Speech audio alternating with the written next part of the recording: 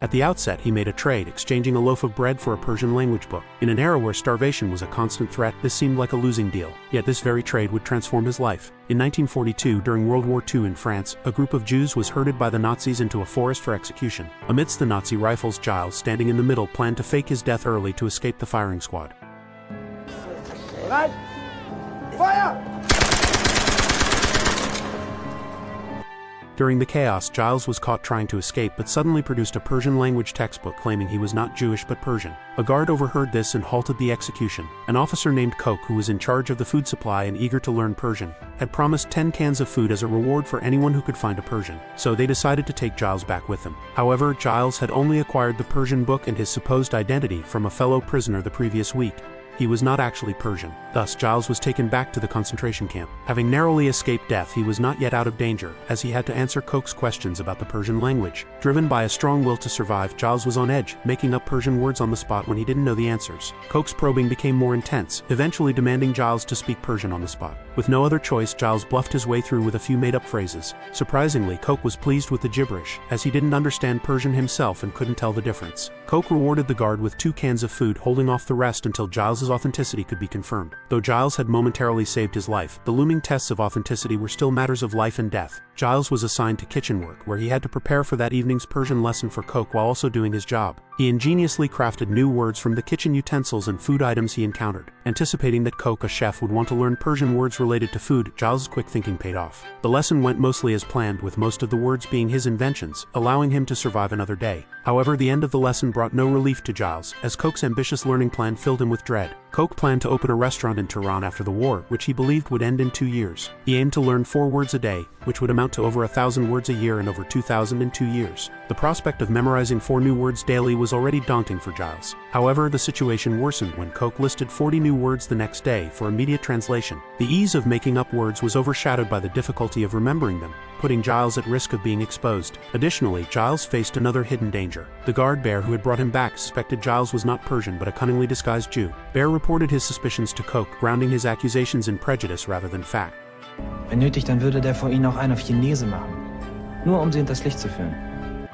Despite Guard Bear's suspicions being tentatively acknowledged by his superiors, his animosity towards Giles intensified when he overheard his beloved complaining about Giles during lunch. It turned out that Bear's object of affection, who had been assisting Koch with clerical work, was replaced by Giles. Driven by a desire to defend his love interest, Bear devised a plan. He took Giles out to dispose of wastewater and deliberately relaxed his guard, hoping Giles would attempt an escape, giving Bear a chance to shoot him. To Bear's surprise, Giles learned from an old man's advice during his attempted escape that the surrounding area was either mined or a swamp, making escape impossible, so he returned obediently. After narrowly avoiding death for the second time, Giles was taken by Koch to work in the office, tasked with compiling a list of Jewish names. He was also reminded not to forget his assignment of translating 40 Persian words, which Koch would review later. Giles, under immense pressure, forced himself to focus on transcribing the Jewish names, trying to make time to invent Persian words for his impending review. While flipping through the pages, Giles was struck by an idea as he glanced at the partially obscured names. He planned to extract words from the names, which would save him from the trouble of remembering made-up words and provide a written record for recollection.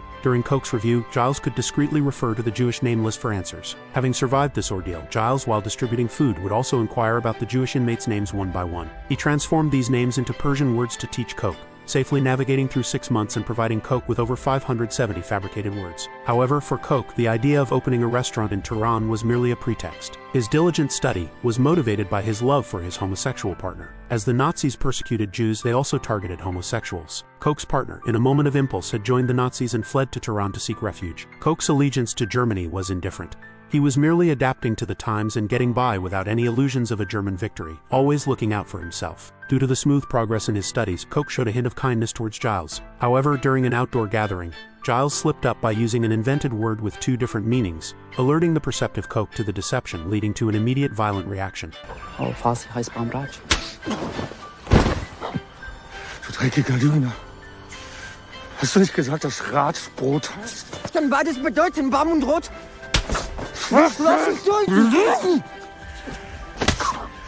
After the gathering, Koch instructed Bear to take Giles to the most grueling work assignment, making it clear that Giles should not have an easy time. Under Bear's watch, Giles worked from dawn to midnight without food or water, utterly exhausted. Fortunately, the next day, Bear was preoccupied with a date with his love interest and asked a colleague to supervise. The colleague, upon finding Giles collapse from exhaustion and mumbling incomprehensible words all night, called for Koch. Er ruft nach seiner Mutter und sagt, er will nach Hause.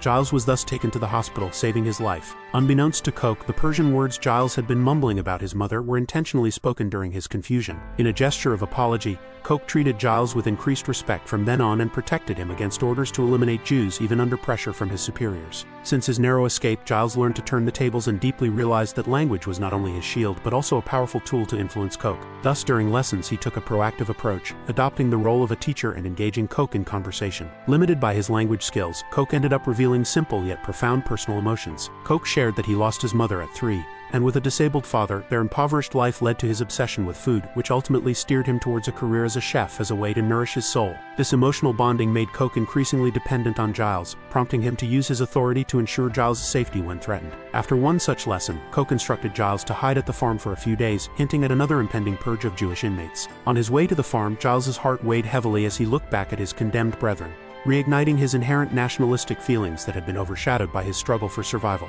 Even in the relative safety of the farm, Giles was restless and despondent. Upon his return to the camp after the bodies of his fellow Jews were incinerated, Giles was greeted by a desolate scene shrouded in smoke with personal belongings scattered around. Picking up a doll and a cloth inscribed with the word life, Giles felt an overwhelming sense of loneliness and despair. The once bustling scenes of life and whispered conversations had been replaced by silence, their existence erased and forgotten. As new Jewish inmates arrived, Giles immersed himself in work, categorizing them by their physical features to create meaningful Persian words, names reflecting hunger for the emaciated and ancestry for the elderly. Among the newcomers, Giles noticed a pair of brothers. When the younger brother was beaten by Nazis for a minor mishap, the older brother intervened, taking the blows to protect him. Witnessing this, Giles' compassion was stirred and he was compelled to act. Coke, pleased with his recent progress in his studies and in a good mood, had composed a poem in the so-called Persian language. While Giles outwardly praised him, he inwardly found the situation bitterly ironic. Outside, Jews suffered while a Nazi officer remained oblivious, celebrating peace in a language constructed from the names of Jewish victims. However, Giles quickly focused on what he needed to do. He requested some food to take back to his fellow prisoners, and Coke, now warmer towards Giles, agreed and provided some canned food. This act of kindness saved the lives of the Jewish brothers, with the older brother vowing to repay the favor. One day, Bear, during a prisoner intake, encountered a real Persian, seeing it as a golden opportunity to expose Giles. He thought forcing Giles to speak with the Persian would unravel all his lies. However, Bear's plan was foiled when he found the Persian had been killed, which he irrationally blamed on Giles despite having been with him the entire time. The older Jewish brother then stepped forward, revealing a knife to take responsibility for the killing, and was immediately shot by Bear. The brother had known Giles was not Persian, and took drastic measures to continue protecting Giles' secret identity. After this incident, Giles no longer clung desperately to life. On the eve of another purge, he and a young Jewish boy secretly swapped clothes, allowing the boy to escape to the farm arranged by Coke, while Giles chose to stay and face death with his fellow Jews. When Coke learned of this, he hurriedly intervened, holding a guard at gunpoint to forcefully retrieve Giles. Giles openly admitted he was willing to die in place of a stranger, and condemned Coke as a murderer. Wenigstens sind Sie keine Mörder. Ich bin kein Mörder. Nein, du sorgst dafür, dass die Mörder gut speisen. Coke, left speechless by Giles' accusation, forcibly took him back. However, in a world where Giles had no control over life or death, he was unexpectedly granted complete liberation. As the Allied forces rapidly advanced, the German front lines were pressured, leading to orders from Berlin to destroy all evidence and remaining prisoners. The camp was thrown into chaos and fear. Coke, with a prepared passport and savings, took advantage of the turmoil to lead Giles out of the camp. Guard Bear, harboring resentment, secretly reported them in hopes of their demise, but his superiors, preoccupied with destroying evidence, paid no heed. Coke safely escorted Giles through the forest. Upon reaching a safe zone, Coke bid farewell to Giles, pointing him towards a nearby airstrip where he could board a plane to Tehran, allowing Giles to escape to freedom, clearing any debts between them. Coke's plan to flee was nearly flawless, but his use of the fabricated Persian language filled with Jewish names betrayed him. اليوم فارس بنجل مثلور رفقصة أناردون وسل رخل ومسل. Coke was detained, suspected of being a Nazi, too late to escape. Meanwhile, Giles, who managed to flee, was eventually rescued by the Allies. When the Allies struggled to document the number of victims due to the Nazis destroying records, Giles recited the names of 2,840 Jews. The ease with which he uttered each name belied the complexity of his survival strategy, turning those 2,840 words into a language that saved his life. This language, perhaps understood by only two people, wasn't just about Giles or Coke. It represented the victims and the perpetrators. Thanks for watching. Make sure you subscribe and turn on notifications so you can watch more videos like this.